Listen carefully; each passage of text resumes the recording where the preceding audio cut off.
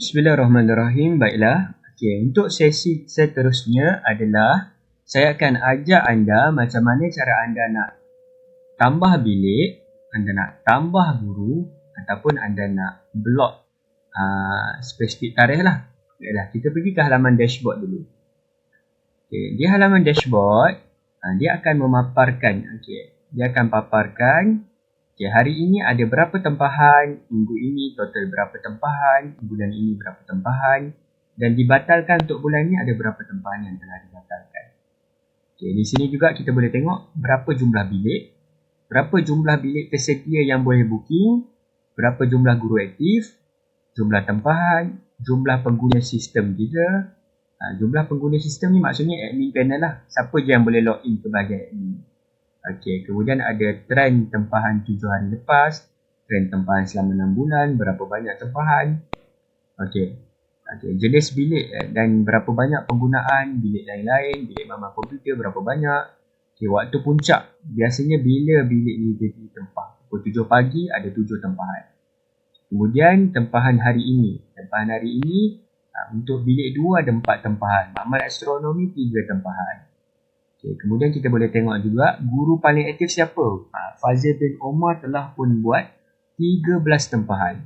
Okay, cuti ataupun tarikh yang kita block, contohnya pada 31 Januari sebab saja yang kita saja add, 1 day from now jadi guru tak boleh booking. Cuti untuk Taipusam pun kita boleh tambahkan. Di bahagian sini juga ada button pantas untuk anda akses ke bahagian tempahan, akses melihat kalender tempahan. Anda juga boleh tambah bilik baru, guru baru, tarikh di blok dan juga import guru. Jadi tak ada masalah, anda boleh klik nanti. Baiklah, kita pergi ke yang pertama iaitu macam mana cara anda nak tambahkan bilik. Kita masuk ke halaman bilik. Di halaman pengurusan bilik, di sini anda boleh tengok. Okey. Ini semua bilik yang tersedia lah. Ada 9 bilik. Okey. Yang tersedia hanya 8 bilik. Kenapa 8 bilik? Sebab ada satu bilik yang kita buat dia sebagai tidak tersedia iaitu makmal astronomi 2. So kita bahagian edit. Okay, nampak? Kita edit supaya dia tidak tersedia. Tetapi kalau kita nak bagi dia tersedia balik, tak ada masalah. Kita enablekan sahaja bilik ni. Okay, kemas kini bilik. Okay, nampak? Sekarang ni 9 bilik tersedia dan 9 juga jumlah bilik. Di borang ni pun kalau kita refresh, nanti akan muncul bilik makmal astronomi 2. Nampak? Baru muncul. Baiklah, kita pergi dulu. Di sini juga anda boleh tapis jenis bilik. Contohnya, lain-lain. Bilik mesyuarat, makmal sains atau makmal komputer. Bilik lain-lain berwarna kelabu. Untuk kategori bilik mesyuarat berwarna kuning, oren kekuningan macam tu. Makmal sains berwarna hijau dan juga makmal komputer berwarna biru lah. Kita reset saja semua. Jadi semua jenis bilik. Kalau anda nak tambah bilik, klik saja bahagian tambah bilik. Sebagai contoh pada hari ini saya akan buat satu contoh bilik. Sebagai contoh adalah surau 2. Surau 2. Test. Contoh nama bilik tersebut adalah surau 2. Test lah. Surau 2 test macam ni je lah. Kod bilik kita buat ST2. Kod bilik ni terserah. Jenis bilik saya pilih jenis bilik lain-lain lah. Kapasiti bilik katakan 25 orang. Untuk lokasi, keterangan ini pilihan. Anda nak isikan pun tak apa, tak nak isikan pun tak apa. Sebagai contoh pada hari ini saya tak isikan. Susunan paparan kosong. Kosong ni maksudnya dia akan dipaparkan paling atas. Tapi kalau macam anda nak dipaparkan paling bawah, buat sahaja. Contohnya, sekarang ni susunan paparan semuanya kosong. Maksudnya semua bilik-bilik baru akan duduk ikut susunan sedia adalah. Maksudnya semua bilik sekarang ni kosong. Tapi kalau saya buat sekarang ni contohlah, kita nak yang paling atas bilik 2. Makmal astronomi duduk nombor 2. Makmal astronomi 2 duduk nombor 3. So kita boleh setting bilik 2 kosong, makmal astronomi 1, makmal astronomi 2 ni nombor 2. So dia akan duduk dalam urutan macam tu. Tapi tak ada masalah, anda abaikan sahaja susunan paparan, buatkan sahaja kosong. Senang cerita. Okay, untuk bilik tersedia, enablekan sahaja. Maksudnya bilik ni boleh ditempah. Klik simpan bilik. Baiklah. Jadi anda nampak, masuk surau test 2. Kalau anda nak ubah paparan view card, okay, di sini nak masuk new, ini adalah paparan dalam bentuk card. Kalau anda nak buat paparan dalam bentuk table, pilih sahaja yang ini, paparan dalam bentuk table. Pun boleh, tak ada masalah. So, bila kita refresh page ni, kita nampak dia akan muncul satu lagi bilik iaitu surau 2 test. Dah pun available untuk tempahan. Kalau anda nak hide dia, maksudnya orang tak boleh tempah, klik button edit. Okey.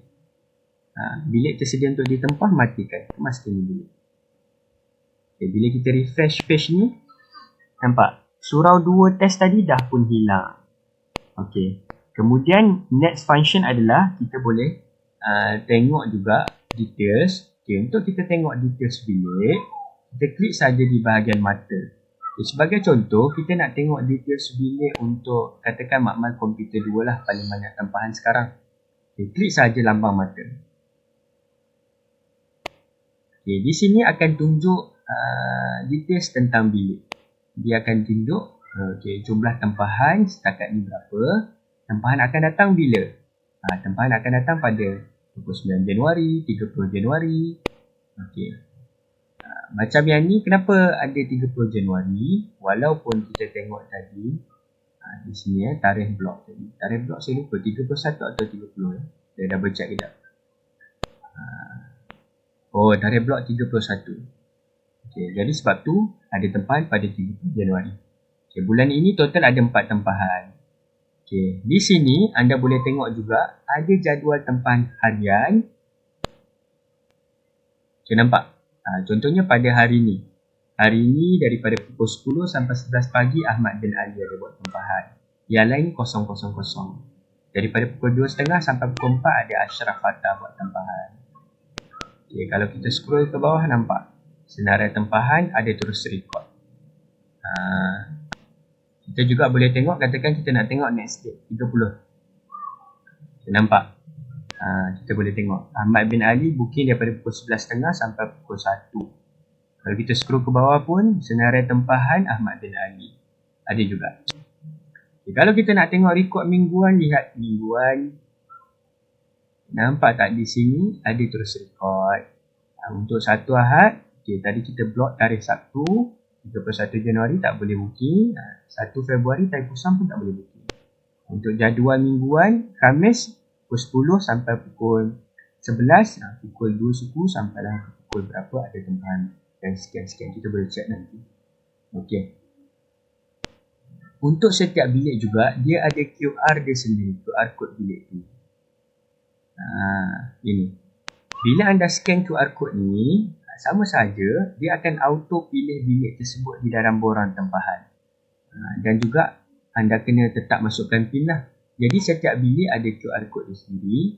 Anda boleh muat turun QR code ni. Anda boleh cetak.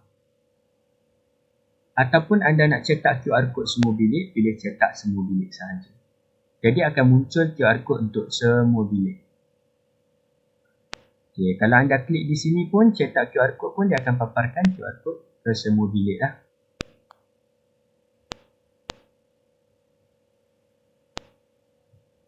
Okey.